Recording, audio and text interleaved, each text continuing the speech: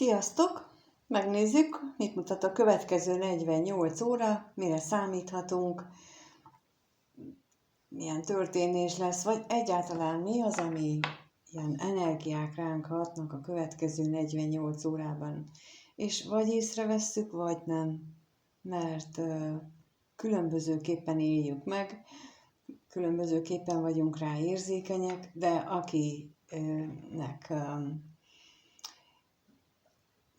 akivel rezonál, akinek átmegy az üzenet, megérti, annak biztos, hogy fontos lesz, és tudja hasznosítani. Kezdjünk is bele. 2 csoport van, az 1-es csoport és a 2-es csoport, ahogy szokott lenni, és neki is állunk mindjárt. 1-es csoportot választóknak milyen üzenetet közvetítenek a lapok, a kártyák, milyen üzenetet közvetítenek a következő 48 órára az 1-es csoportot választók számára. Lássuk, milyen üzenetet közvetítenek a lapok.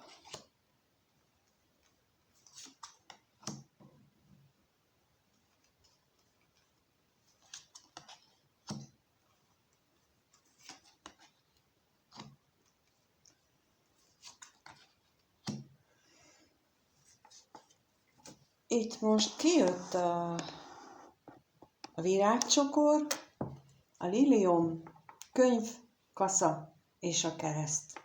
És a kaszát leszámítva, az mindegyik lap egy nagyon jó kis lap, de itt én most úgy érzem, hogy a kasza is jó lapnak számít, mert ugyanazt jelenti nagyjából, mint a halál lapja, de ugyanúgy azt is jelenti, hogy nem a végét, hanem az átalakulást, a sorsszerű dolgokat jelenti. És a virágcsokorral és a liliommal az egy tisztaságot, ajándékot, szépséget, a könyv és a kereszt pedig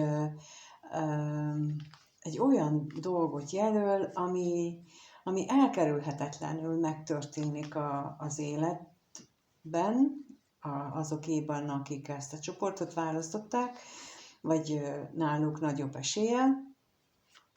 És ez az események, amik történnek, vagy ezek az energiák, amik érkeznek, ezek óhatatlanul elindítanak egy átalakulási folyamatot.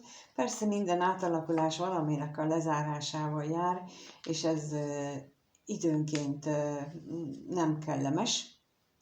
Bár ez tényleg attól függ, hogy hogyan éljük meg, mindenkinek a személyes megélésétől függ, illetve az, hogy mennyire halogatta korábban ezeket a lezárásokat, vagy mennyire állt ellen például energiáknak, mert abban az esetben, hogyha mondjuk a 20-as évei végén jöttek már energiák, úgy belülről érzékelt valamit, hogy na, más irányba kellene menni.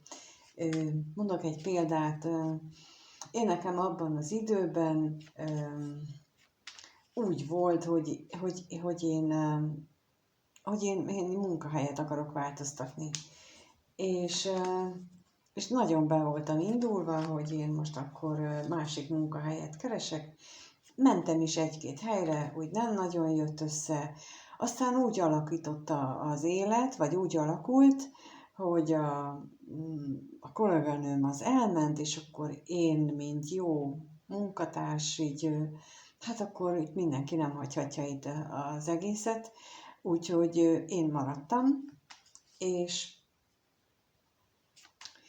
nem léptem meg. És aztán ennek később meglett a bölgye, de mindegy, szóval ott akkor kaptam egy lehetőséget arra, hogy váltsak. Persze sosem egyszerű ezt így meg, ez a lehetőség. Azért szokottak így beletenni nehezítéseket is, hogy hát mégiscsak eltántorítunk, tehát hogy tesztelik a kitartásunkat és az elkötelezettségünket is, és én bizony alul maradtam, amit hát körülbelül 4 év múlva nagyon-nagyon megbosszult az élet, akkor már nem én akartam menni, hanem már küldtek, szóval az úgy meg már kellemetlenebb volt. Na mindegy. És szóval ilyenről beszélek, amikor azt mondom, hogy egy ilyen kassa vagy egy ilyen halál lapja ilyesmit is jelölhet, hogy amikor először jött a késztetés, ha magamtól megteszem, akkor, és egy kicsit erőszakosabban keresek másik helyet, akkor viszonylag könnyen átvészeltem volna, ellenben megvártam, amíg az élet kényszerítsen rá, na akkor viszont már nem volt kellemes, és hát elég soká tartott abból a helyzetből felállni. Úgyhogy körülbelül ilyenre lehet gondolni akkor, amikor azt halljátok, hogy az élet rákényszerít, pedig előtte már bennünk volt, hogy na menjünk, na megyek, indulok, szóval meg kell csinálni, tudjuk ezt, csak elhesegetjük. Na de megkérdezzük azt, hogy mit jelent itt a virágcsokor, kaphatunk-e rá valamilyen bővebb információt, hogy milyen módon fog ez megnyilvánulni, ez a pozitív noszogatás, ez hogyan fog megnyilvánulni, kijött rá a fa és a nap, gyönyörű lapok. Akkor megkérdezzük a liliomot is, hogy arra kapunk-e valami pluszot. Ó, és ott kijött a halak és a horgony. Tehát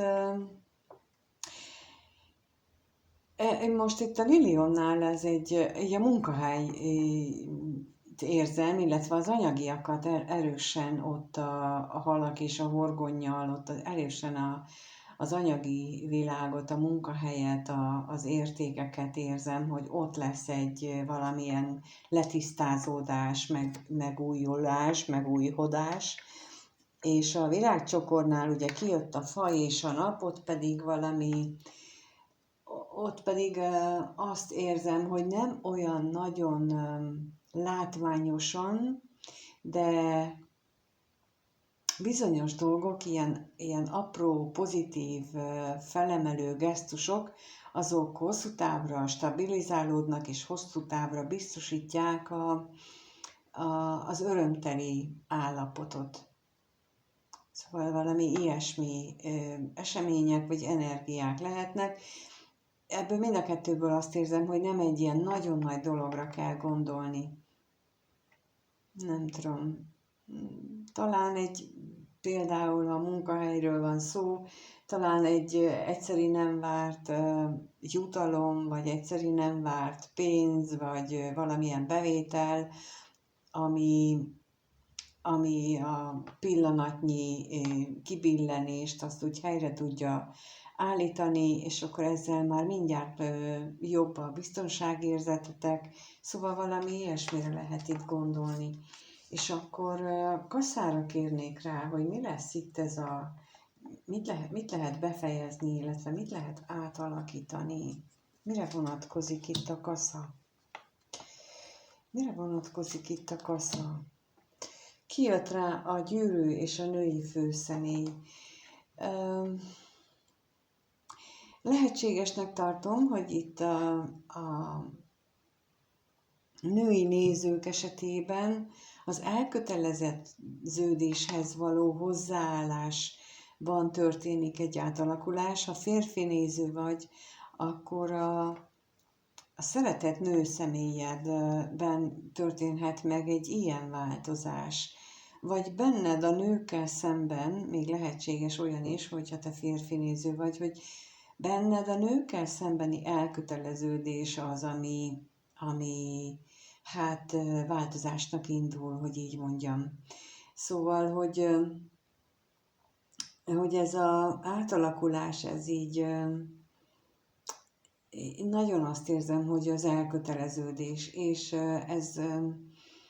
ezek a problémák, az elköteleződési problémák, azok gyermekkorból eredeztethetők,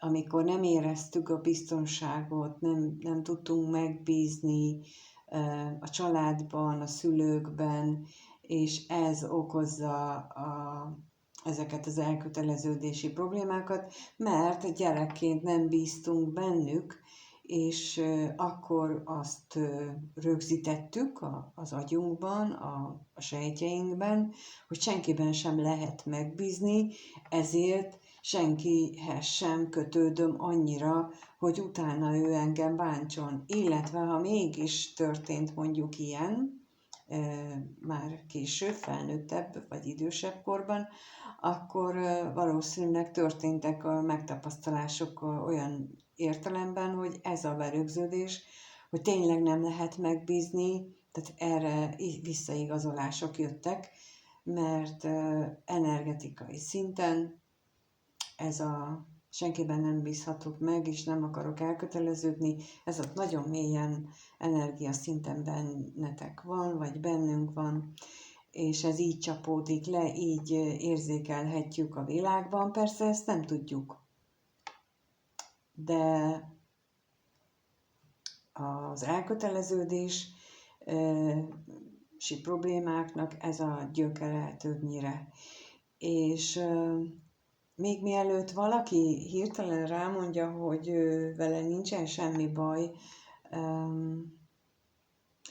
minden esetben célszerű ezt alaposabban megvizsgálni, őszintébben saját magunkban, akkor, hogyha nem mondjuk 20 éves korunk óta nem ugyanazzal a társunk van, vagy nem ugyanaz a párunk, vagy szóval, hogyha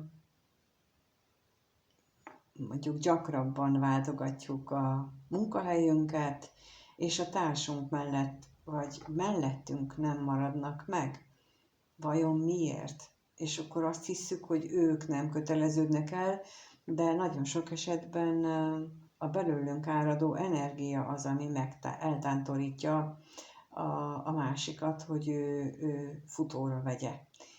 Vagy azért, mert túlságosan erősen akarjuk, vagy azért, mert egyáltalán nem akarjuk, csak mi egyikkel sem vagyunk tisztában.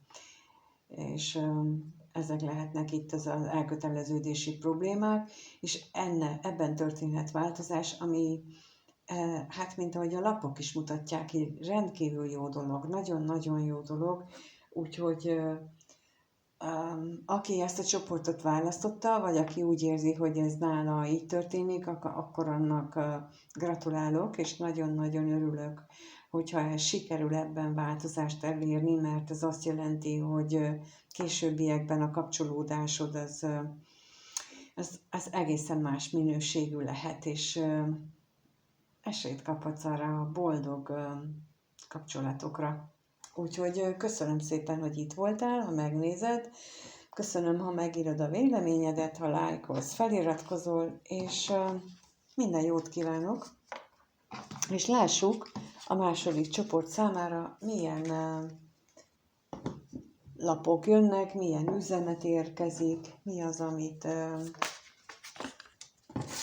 tudhatunk erről, mit tudhatunk erről, lássuk, hogy számukra a második csoportot választók számára milyen információk jönnek a kártyán keresztül. Érkezik az érmék 2-es, érkezik a remete, aztán a botok 8-as, a kelyhek 7-es, és a kardok 5-ös. Bőség zavara, aztán a becsapottság érzése, nagyon szuper. Ez nem annyira szép, így első ránézésre, de hangsúlyozom, hogy csak első ránézésre. Mert az érmék 2-esével és a remetével nekem azt mondják ezek a lapok, hogy jelenleg, vagy a közelmúltban olyan energiában lehettetek, ahol nem tudtátok, hogy mit csináljatok, hogy nem tudtatok dűlőre jutni, döntésre jutni valamilyen kérdésben, és nagyon okosan, nagyon ügyesen megpróbáltátok magatokban megtalálni a választ illetve a döntést. Lehet, hogy kértetek mondjuk külső segítséget, de aztán szántatok rá időt, hogy ezt így befelé forduljatok, és valamilyen önmunkát végezzetek, és ennek lett az az eredménye, hogy úgy gondoljátok, hogy most már el lehet indulni. És itt a botok 8-asával azt mondják a kártyák, hogy ez meg is történik hamarosan, tehát beindulnak a dolgok. Nem biztos, hogy a remetességnek az lett a következménye, hogy egy határozott döntést tudtatok hozni, mert én a kelyhek hetesének a jelenlétéből arra következtetek, hogy sok lehetőségetek is fog adódni. Ez pedig az életnek, az univerzumnak, az égieknek az a viccelődése, hogy oké, hogyha nem tudod eldönteni, hogy mi legyen, akkor teszünk még hozzá még több lehetőséget, és akkor na ebből döntsd el. Van humoruk időnként, kicsit morbid, de van humora az életnek. Én legalábbis úgy találtam, és ezt itt most megint azt érzem ezekből a lapokból, hogy egy ilyen morbid humor részesei lehettek, hogy ha nem tudtátok eldönteni 2-ből, hogy mit választatok, akkor döntsétek el 7-ből. És a kardok 5-ösével ez nem lesz egy könnyű döntés. És nem is soká várhat, tehát nem lehet azt csinálni, mint ott az elején az érmék 2-esével és a remetével, hogy na, akkor nekiülünk, aztán hónapokig csak agyalunk rajta, hogy mit csináljak, nem. Itt a kardok 5-ösével azt jelenti nekem, hogy elég gyorsan meg kell hozni a döntéseket, mert ugyanezek az emberek itt hátat fordítottak, és úgy tűnik, hogy behozták a fülüket, és elsonfordálnak, de ez nem jelenti azt, hogy nem jönnek vissza. Úgyhogy résen kell lenni, és ezért viszonylag gyorsan kell meghozni a döntést, és a 7 kehelyből az 5 karddal mindjárt 5 lehetőséget gyorsan le is kell tisztázni, és visszajuttok oda, ahol az elején voltunk, hogy maradt 2. 2 választás stabilan, azt is el kell dönteni, tehát azt gondolom, hogy ez ahogy az előbb mondtam, a morbid humor, ez itt nagyon is tetten érhető, hogy ha nem tudtál 2-ből dönteni, akkor adunk 7-et, és a 7-ből 5-öt az gyorsan kell, mert nagyon felgyorsítjuk az eseményeket, és visszajutsz oda, ahol nem tudtál dönteni, csak közben egy kis nehezítést kaptál, mert lehet, hogy a remetességgel mondjuk nem egészen pozitívan használtad fel az időt, az energiát, és akkor ez a játszásnak a szabálya. Ennek a játéknak ez a szabálya. De megkérdezzük, hogy mi volt ez az érmék 2-es, amiben nem bírtál dűlőre jutni, vagy nem bírtál döntést hozni, hát ha ez közelebb visz. Kijött rá a főpap, a kelyhek apródja, még egyet kérek.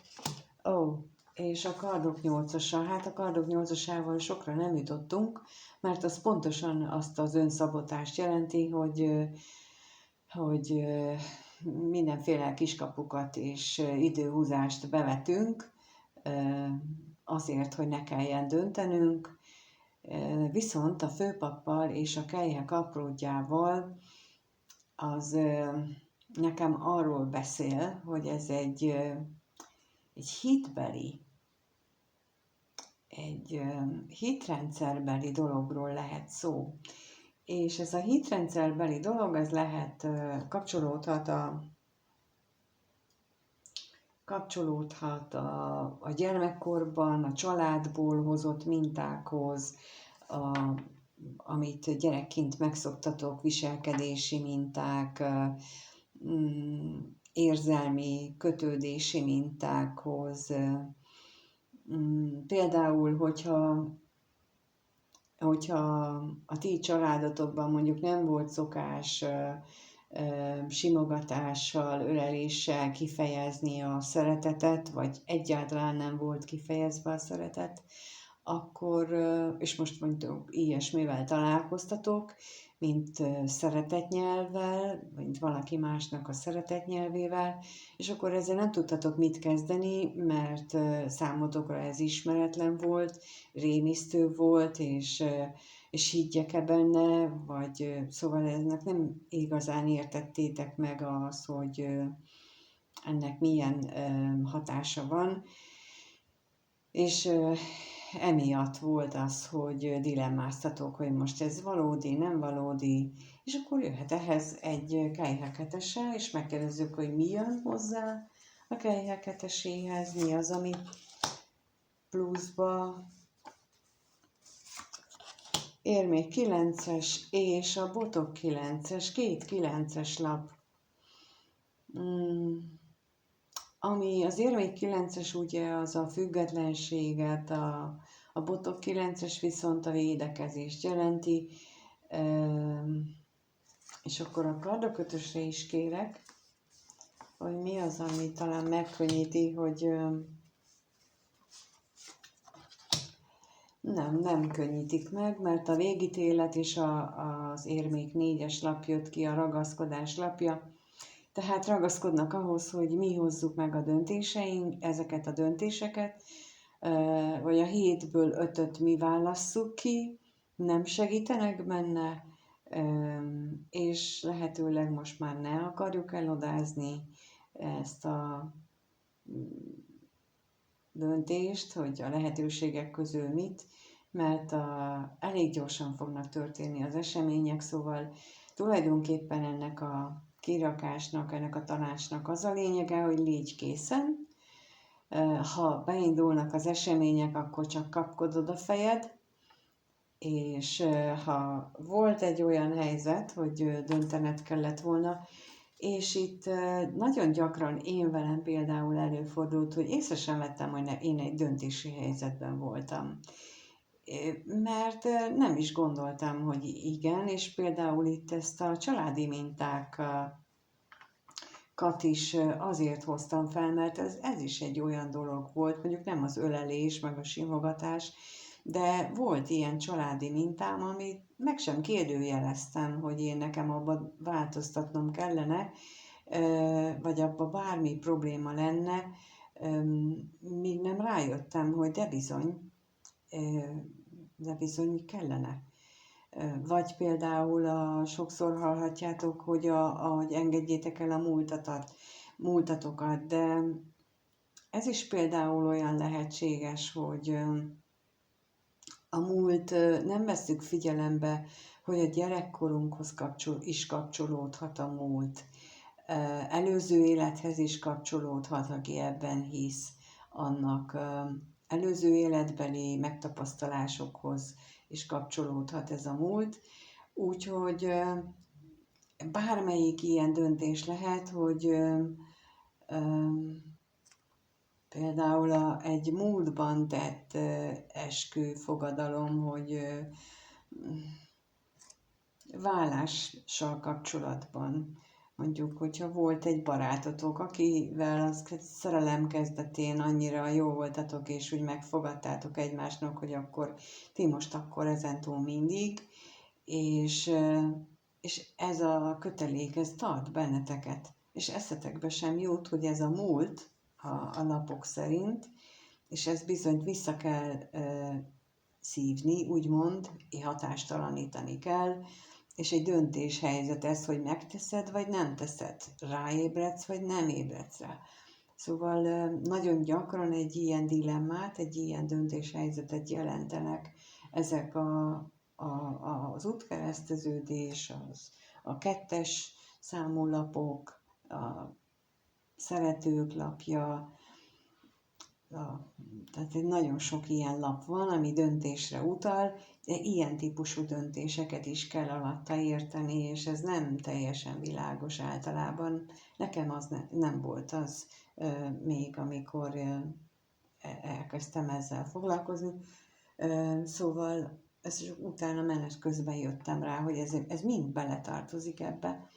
Úgyhogy akik ezt a csomagot választották, ők legyenek készen, és a ragaszkodásukat azt addig is gyakorolják, hogy engedjék el.